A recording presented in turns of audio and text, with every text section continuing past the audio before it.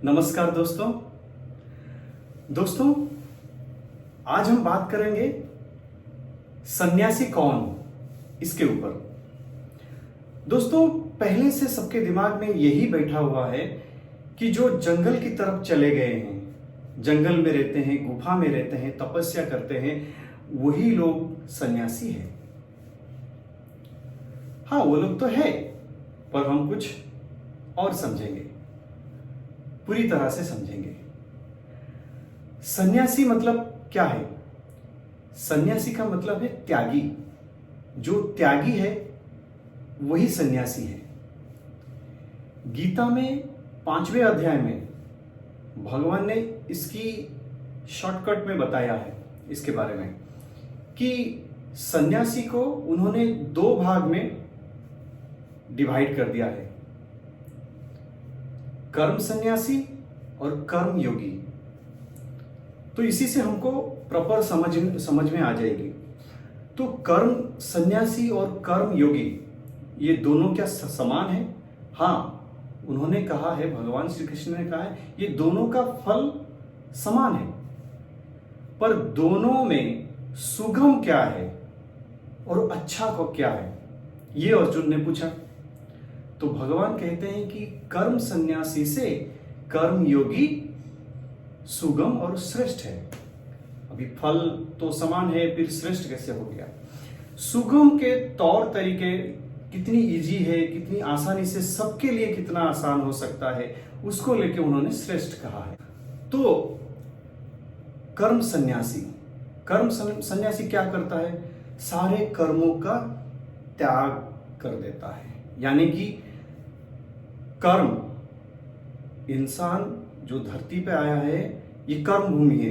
बिना कर्म किए कोई भी प्राणी क्षण मात्र रह नहीं सकता, पर यहां पे कर्म की त्याग करना पड़ता है। तो यानी कि सब कुछ कर्म है। खाना पीना सोना, जो भी छोटे मोटे आप काम करते हैं, सब कुछ कर्म ही है। तो आप पूरे कर्म की कैसे त्याग कर सकते हैं? तो सन्यासी जो जंगल में चले जाते हैं, जो गुफा में चले जाते हैं, वो थोड़ा कठिन होता है।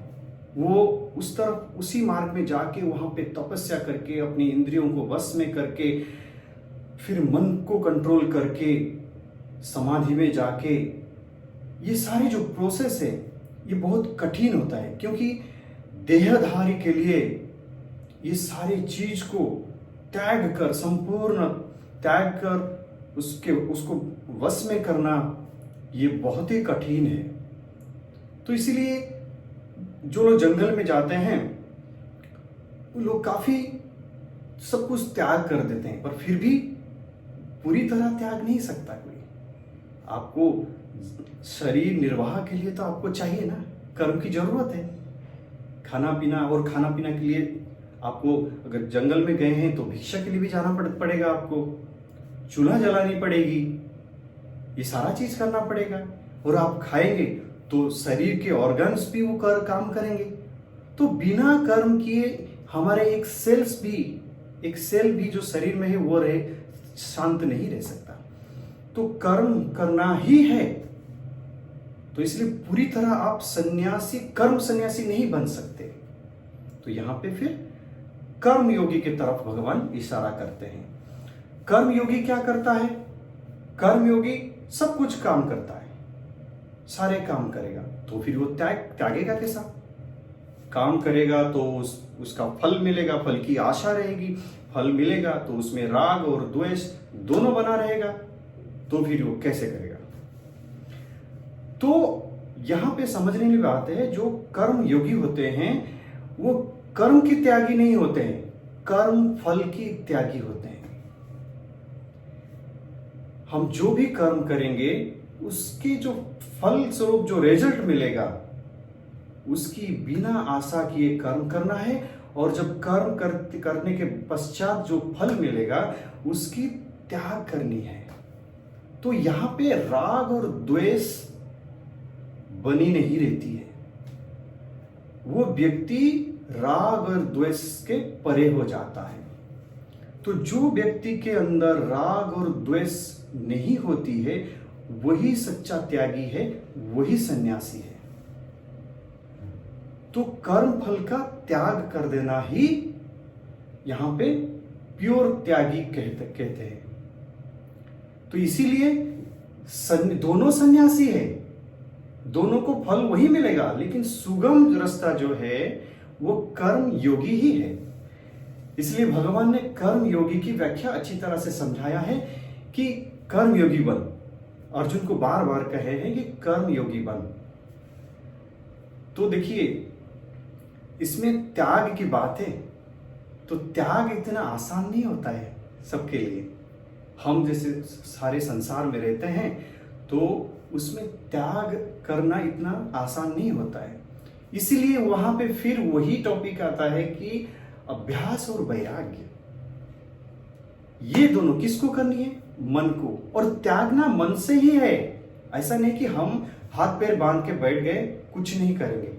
अरे मन से जो चिंतन कर सकते हैं। कोई भी एक सन्यासी वो अगर सोच लिया मैं कुछ नहीं करूंगा, हाथ पैर हिलाऊंगा नहीं, कुछ नहीं करूंगा, पर मन तो है, मन के जरिए हम सोच सकते हैं, तो हो गए ना। वहां पे आप राग द्वेष कहां से, फिर राग द्वेष से कहां आप परे जा सकते हैं? तो जो भी करना है मन को ही करना है। ये बार बार बार बार आप दिमाग में, मन में ही बैठा लीजिए। मन से त्याग करना है, मन से तपस्या करनी है, मन से योग करनी है, मन से ज्ञान करनी है, मन से भक्ति करनी है। सब कुछ मन को ही करनी है। शरीर को चलाता है मन, 84 लाख में घुमाता है मन, और मन ही सबका कारण है। तो इसलिए मन को करनी है। तो इसलिए अभ्यास और वैराग्य, ये दोनों साथ में धीरे धीरे संसार में रहते हुए आगे बढ़ते जाना है। और उस भगवान की शरण बार बार होते होते हम उस मुकाम तक पहुंच सकते हैं आसानी से। क्योंकि 99% लोग संसार में रहते हैं, तो ये लोगों का भी हक होता है, सबका हमारा हक होता है भगवत प्राप्ति, उस मार्ग में जाना। तो आसान तरीका भगवान ने बताया है, और उसको हम अमल करें, तभी जाके ये संभव है। आशा करता हूं आपको समझ में आई हो। नमस्कार।